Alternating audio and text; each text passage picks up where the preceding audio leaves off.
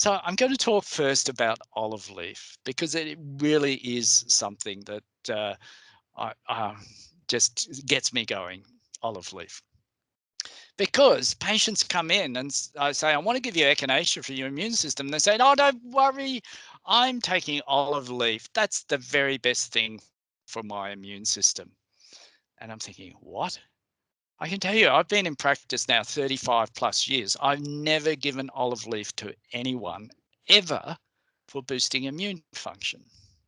It's a great herb. It's a wonderful herb. It's fantastic for hypertension. I give it all the time. For high blood pressure, it's good for cardiovascular risk. You know, it's got a lot of the benefits that you get from virgin olive oil, because what's in the first pressing of the virgin olive oil, you tend to find in the olive leaf as well.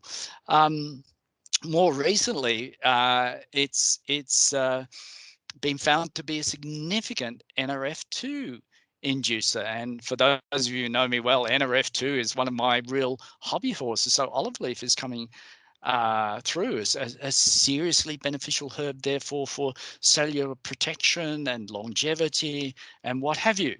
But for immunity, no. Sorry.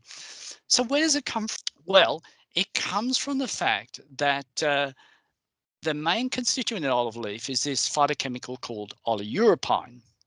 Now, when you make especially a liquid extract, or probably when you ingest olive leaf, even in tablet form, that oleuropein's not that stable.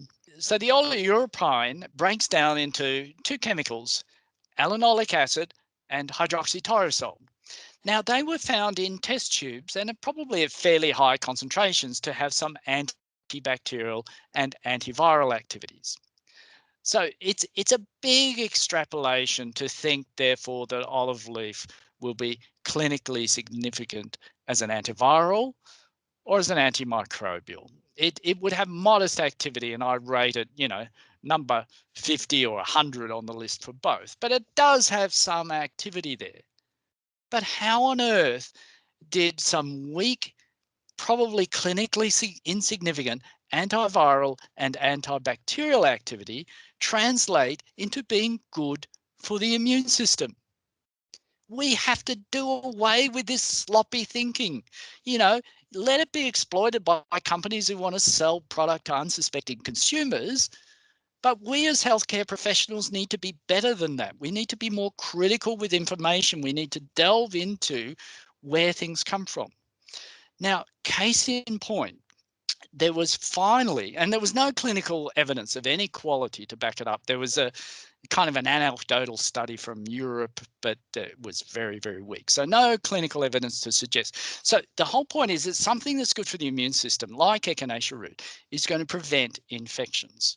So finally, someone has done a decent clinical trial where they looked at, I think it was high school students who were athletes, who were therefore more stressed by their training and more prone to infection.